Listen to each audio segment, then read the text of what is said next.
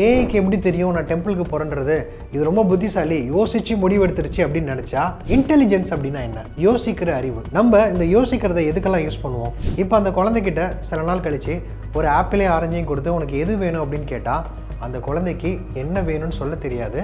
இதே ஒரு ChatGPT கிட்டேயோ glad கிட்டேயோ போயிட்டு இந்த மாதிரி ஒரு காமனான query கொடுத்தீங்க அப்படின்னா இது எந்த ஒரு டேட்டாவையும் எக்ஸாக்டாக லுக் பண்ணாமல் இது ப்ரெசென்ட் பண்ணுற டேட்டா சரியாக தான் இருக்கா அப்படின்னா இதுதான் ஒரு $1 மில்லியன் கொஸ்டின்.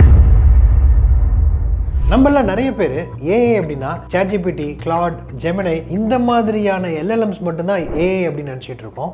இது மட்டும் இல்லை, நீங்கள் உங்கள் ஃபேஸை யூஸ் பண்ணி உங்கள் ஃபோனை அன்லாக் பண்ணாலும் சரி, கூகுள் மேப்பில் உங்களுக்கு அது ஒரு ரூட்டை சஜஸ்ட் பண்ணாலும் சரி, உங்களோட ஜிமெயிலில் இருக்கிற ஸ்பேம் ஃபோல்டருக்கு போகிறதும் சரி, இது எல்லாமே ஏஐ தான் அப்படின்னா நம்மளால் நம்ப முடியுதா? What? Bro, what are you talking about, man? So இந்த ஏஐனா என்ன, இது எப்படி ஒர்க் ஆகுது, இது நிஜமாவே யோசிக்குதா, இது எல்லாத்தையுமே நம்ம டீட்டெயிலாக பார்க்கலாம். இதில் இருந்து பார்த்தீங்கன்னா பேசிக் ஏஐயில் ஆரம்பிச்சுட்டு ஏஐ எப்படி ஒர்க் ஆகுது, ஏஐ வச்சு நம்ம என்னெல்லாம் பண்ண முடியும் அப்படிங்கிற ஒரு கம்ப்ளீட் சீரீஸ் வீடியோ வரப்போகுது. வெல்கம் டு சைபர் நண்பன்.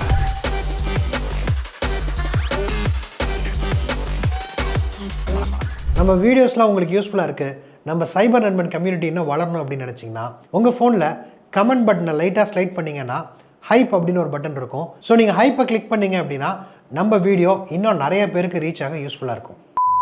ஸோ இந்த ஏஐ எப்படி ஒர்க் ஆகுது?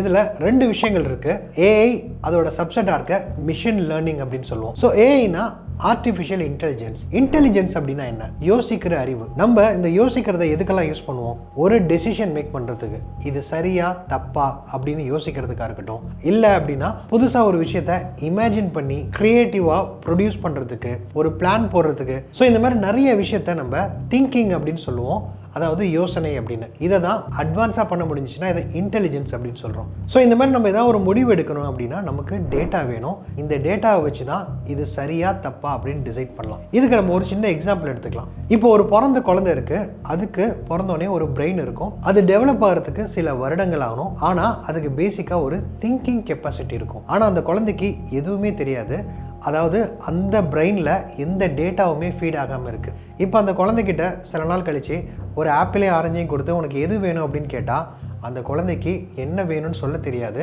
டெசிஷன் மேக் பண்ண தெரியாது. இதுக்கு என்ன காரணம் அப்படின்னு பார்த்தீங்கன்னா அந்த குழந்தையோட பிரெயினில் டேட்டா இல்லை. ஃபஸ்ட்டு இதுக்கு ஷேப்ஸ்லாம் தெரிஞ்சிருக்கணும், எது ரவுண்டு எது ஓவல் அப்படிங்கிறது தெரியணும். அடுத்து கலர்ஸ், ஆரஞ்சுனா என்ன ரெட்டுனா என்னன்னு கலர்ஸ் தெரிஞ்சிருக்கணும். டேஸ்ட்டு தெரிஞ்சிருக்கணும், எது ஸ்வீட்டாக இருக்கும் எது சோராக இருக்குன்ற டேஸ்ட்டு தெரிஞ்சிருக்கணும். ஃப்ரூட்னா என்ன வெஜிடபிள்னா என்னன்ற கேட்டகரி தெரிஞ்சிருக்கணும். இதெல்லாம் அந்த குழந்தை படித்ததுக்கப்புறம் ஆப்பிள் ஆரஞ்சுனா என்னன்னு டீட்டெயிலாக அதுக்கு தெரியும். அதுக்கப்புறம் இந்த குழந்தையால் இதை சாப்பிட்டு பார்த்து, அதாவது அதோட சென்ஸ் மூலமாக மோந்து பார்க்குறது, கண்ணால் பார்க்குறது, டேஸ்ட் பண்ணுறதுன்னு சாப்பிட்டு பார்த்துட்டு அதால் ஒரு டெசிஷன் எடுக்க முடியும். இதை தான் திங்கிங் அப்படின்னு சொல்லுவோம் நம்ம ஹியூமன் பாஷையில். இதே மாதிரி திங்கிங் தான் மிஷினுக்கு நடக்குதா அப்படின்னா கிடையாது. ஸோ இந்த ஏஐயில் பார்த்தீங்கன்னா ML அப்படின்னு சொல்கிறாங்க இல்லையா, மிஷின் லேர்னிங் அப்படின்னு. இதுக்கு நிறைய டேட்டா வேணும், அந்த டேட்டாவை வச்சு தான் அது ஒர்க் ஆக போகுது. இதை இன்னும் ராவாக சொல்லணும் அப்படின்னா, இப்போ ஒரு குழந்தைகிட்ட போயிட்டு 4 லெக் இருக்குது, ஒரு பாடி இருக்குது, ஒரு வால் இருக்குது, 2 காது தூக்கிட்டு இருக்குது அப்படின்னா இதை அது டாகுன்னு சொல்லலாம், இல்லை கேட்டுன்னு சொல்லலாம். ஆனால் நிறைய நாயை பார்த்து பார்த்து பார்த்து பார்த்து அது பழகினதுக்கப்புறம் நாய்னா இப்படி தான் குலைக்கும், கடிக்கும், துரத்தும், அது எப்படிலாம் இருக்குன்ற கேரக்டரைசேஷனை அதை அனலைஸ் பண்ணிவிட்டு இதுதான் டாக் அப்படிங்கிறது புரிஞ்சுக்கும். ஸோ இதே ஏஐக்கு ஒரு நாய் எப்படின்னா இந்த மாதிரி கேரக்டரைசேஷன்லாம் கொடுக்கணும்னு அவசியம் இல்லை. ஸோ அது எப்படி கற்றுக்கும் அப்படின்னா அதுக்கு எல்லா டேட்டா செட்டுக்கும் ஆக்சஸ் இருக்குது. அதுக்கு நிறையா வெப்சைட்ஸை பார்க்க முடியும், விக்கிபீடியா ரீட் பண்ண முடியும், நிறையா கோடிங் எல்லாத்துக்குமே அதுக்கு ஆக்சஸ் இருக்கிறதுனால பல லட்சம் இமேஜஸ்லேருந்து நாய்னா இப்படி தான் இருக்கும் அப்படிங்கிறத அது ப்ரெடிக்ட் பண்ணி எடுத்துகிட்டு வந்து கொடுக்கும். இந்த இடத்துல ப்ரெடிக்ட் அப்படிங்கிற வார்த்தையை நல்லா ஞாபகம் வச்சுக்கோங்க. நம்ம யோசித்து திங்க் பண்ணி முடிவு சொல்கிறோம். ஏஐயில் அந்த மாதிரி கிடையாது, அது ப்ரெடிக்ட் பண்ணி தான் உங்களுக்கு கொடுக்கும். ஸோ இதுதான் நம்ம மனுஷன் யோசிக்கிறதுக்கும் ஏஐ யோசிக்கிறதுக்கும் உண்டான வித்தியாசம். இப்போ இந்த இடத்துல ஆக்சுவலாக ஒரு திங்கிங் நடக்குது அப்படின்னு பார்த்தீங்கன்னா திங்கிங் கிடையாது, இட் இஸ் அ ப்ரெடிக்ஷன். இன்னும் ரொம்ப சிம்பிளாக சொல்லணும் அப்படின்னா நமக்கு மொபைலில் நீங்கள் டைப் பண்ணும்போது ஆட்டோ கரெக்ஷன் வரும் இல்லையா, ஏ அப்படின்னு டைப் பண்ணால் பக்கத்தில் பி அப்படின்னு தான் வரணும். I want to go to அப்படின்னா ஸ்கூலா, காலேஜா, மார்க்கெட்டா, சர்ச்சா அப்படின்னு பல ஆப்ஷன்ஸ் வரும்ல. இதை ஏஐயில் டைப் பண்ணும்போது நீங்கள் எங்கே போகணுங்கிறத எக்ஸாக்டாக ப்ரெடிக்ட் பண்ணி கொண்டு வந்து கொடுக்கணும். இது எப்படி கொடுக்கும் அப்படின்னா, பல லட்சம் சோர்சஸில் போய் பார்க்கும். அதிகமாக I want to go to temple அப்படின்னு இருக்குன்னா I want to go to டெம்பிள்ங்கிறத ப்ரெடிக்ட் பண்ணிட்டு வந்து கொடுக்கும். அதுக்கு வந்து ஏஐக்கு எப்படி தெரியும் நான் டெம்பிளுக்கு போகிறேன்றது? இது ரொம்ப புத்திசாலி, யோசித்து முடிவெடுத்துருச்சு அப்படின்னு நினச்சா இதுதான் கோயின்சிடென்ஸ். ஸோ ட்ரெடிஷ்னலாக நம்ம நிறைய ஆட்டோமேஷன் சாஃப்ட்வேர்லாம் யூஸ் பண்ணிட்டு இருந்தோம். இப்போ ஏஐ வருது. ரெண்டுக்கும் என்ன டிஃப்ரென்ஸ் அப்படிங்கிறத சொல்கிறேன், தெளிவாக புரிஞ்சுக்கிங்க. இதே ட்ரெடிஷ்னல் சாஃப்ட்வேர் அப்படின்னா நம்ம லைன்ஸ் ஆஃப் கோட் எழுதி நீ இதை தான் பர்ஃபார்ம் பண்ணணும், இப்போ ஒரு இன்புட் கொடுத்தா அந்த அவுட்புட்டை கோடு அப்படின்னு சொல்லுவோம். இதை புரிஞ்சுக்க ஒரு எக்ஸாம்பிள் எடுக்கலாம். இப்போ நம்மக்கிட்ட ஒரு டேட்டாபேஸ் இருக்குது.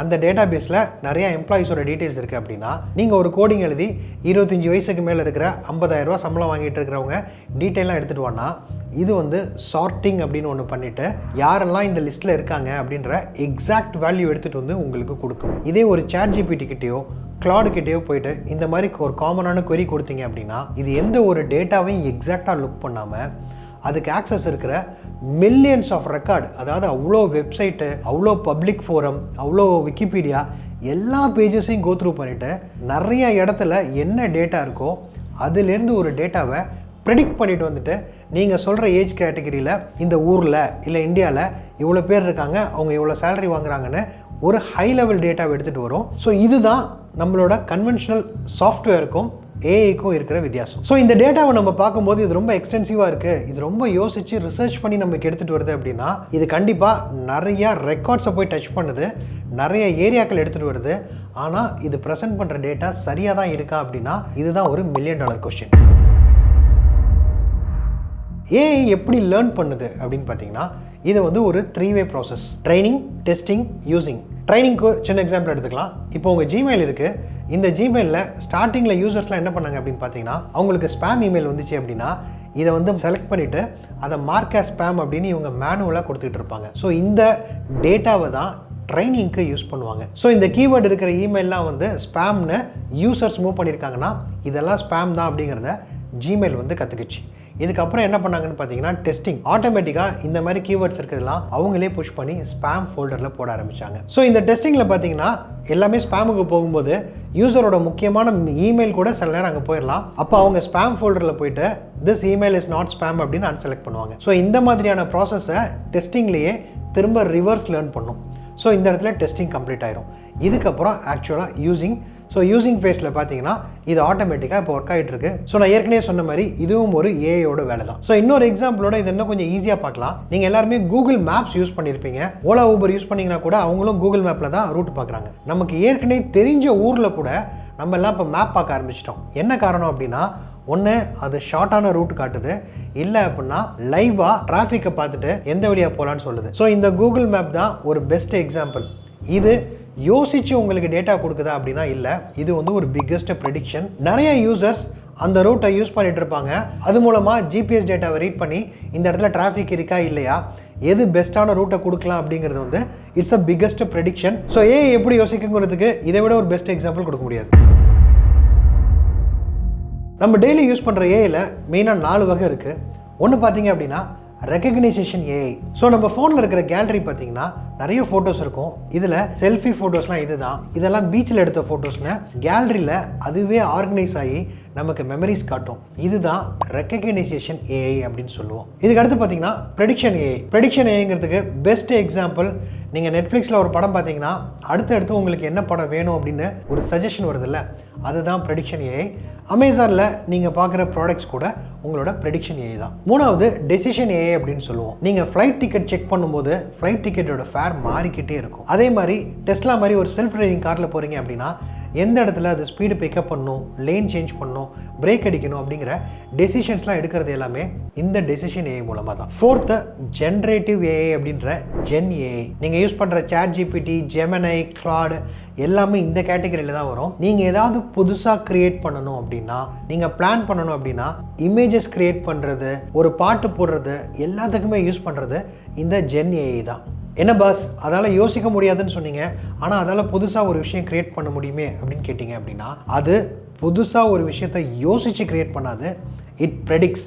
மில்லியன்ஸ் ஆஃப் டேட்டாலேருந்து எடுத்துகிட்டு வந்து உங்களுக்கு ஒரு பெஸ்ட்டு பாசிபிள் ப்ரெடிக்ஷனை கொடுக்குது. அதுதான் திங்கிங் மாதிரி நமக்கு தெரியுது. So next LLM. LLM அப்படிங்கிறது லார்ஜ் லாங்குவேஜ் மாடல் அப்படின்னு சொல்லுவாங்க. LLMங்கிறது ஒன்றும் இல்லை, எந்திரன் படத்தில் வர சிட்டி மாதிரி இமேஜின் பண்ணிக்கோங்க. அதுக்கு எப்படி எல்லா ஹார்ட் டிஸ்கையும் கொடுத்து லேர்ன் பண்ண வைப்பாங்களோ அந்த மாதிரி இந்த LLMக்கு எல்லா டேட்டாவுக்கும் ஆக்சஸ் இருக்கும். அதனால் எந்த வெப்சைட் வேணால் படிக்க முடியும், எந்த விக்கிபீடியா, சோஷியல் மீடியா, அதாவது பப்ளிக்லி அவைலபிள் இன்ஃபர்மேஷன் எல்லாமே இதால் ஆக்சஸ் பண்ண முடியும். மில்லியன்ஸ் அண்ட் மில்லியன்ஸ் ஆஃப் ரெக்கார்டை ஃப்ராக்ஷன் ஆஃப் செகண்டில் ஆக்சஸ் பண்ணிவிட்டு அதுலேருந்து ஹை லெவலில் ப்ரெடிக்ஷன் பண்ணிட்டு வர முடியும். ஸோ இந்த ப்ரெடிக்ஷன் வச்சு தான் ஐ எம் கோயிங் டு அப்படின்னு நீங்கள் டைப் பண்ணீங்க அப்படின்னா எங்கே போக போகிறீங்கன்னு அதால் கொண்டு வர முடியும். நம்ம ஃபஸ்ட்டு சொன்ன எக்ஸாம்பிள் படி ஒரு குழந்தையால் உணர்ந்து ஆப்பிள் வேணுமா ஆரஞ்சு வேணுமாங்கிற டெசிஷன் எடுக்க முடியும். பட் ஒரு மிஷினால் அந்த மாதிரி உணர்றதுக்கெலாம் வாய்ப்பே இல்லை. ஆப்பிள் அப்படின்னா ஆப்பிள் சம்மந்தமான லட்சக்கணக்கான டேட்டாவை பார்க்கும், ஆரஞ்சு சம்மந்தமான லட்சக்கணக்கான டேட்டாவை பார்க்கும். அதை கம்பேர் பண்ணிவிட்டு உங்களுக்கு ஏதாவது ஒரு ரிசல்ட் கொடுக்க ட்ரை பண்ணும். இல்லை அப்படின்னா உங்களோட பர்சனல் ப்ரிஃபரன்ஸ் என்ன அப்படின்னு கேட்கும். உங்களை பற்றி நிறைய இன்புட் கொடுத்தீங்க அப்படின்னா உங்களுக்கு என்ன தேவையோ அதை பொறுத்து ரெக்கார்ட்ஸ்லேருந்து எடுத்துகிட்டு வந்து கொடுக்கும். உங்களுக்கு விட்டமின் சி தேவை, நீங்கள் சாப்பிடுங்க, சமீபத்தில் உடம்பு சரியாகி வந்தீங்க அப்படின்ற மாதிரி ப்ரெடிக்ஷனில் தான் கொடுக்குமே தவிர அது திங்க் பண்ணி கொடுக்காது. இப்போ இது எப்படி ஒர்க் ஆகுது நம்ம சும்மா ChatGPTல ஃபன்னாக ஒன்று பார்க்கலாம். So write a 4-line poem about Chennai traffic in Tamil ஃப்ளேவர்னு டைப் பண்ணியிருக்கேன். இங்கே எனக்கு ஒரு அவுட்புட் வரும். இதை நீங்களும் ChatGPTலையோ, Claudeலையோ, Geminiலையோ, Perplexityலையோ எதில் வேணால் போடுங்க. போட்டுட்டு என்ன அவுட்புட் வருதோ அதை கமெண்ட்டில் போட்டுட்டு எந்த சோர்ஸ்னு பாடுங்க, எது பெஸ்ட்டாக இருக்குது அப்படின்னு நம்ம கம்பேர் பண்ணி பார்க்கலாம். ஸோ நான் ஏற்கனவே சொன்ன மாதிரி இது ஏயோட ஃபஸ்ட்டு சீரிஸ் தான். இன்னும் அட்வான்ஸாக எப்படி லேர்ன் பண்ணுது, எப்படிலாம் ஒர்க் ஆகும், நம்ம ரியல் லைஃப்பில் எங்கெல்லாம் யூஸ் பண்ணலாம் அப்படிங்கிறத அடுத்தடுத்த சீரீஸில் பார்க்கலாம்.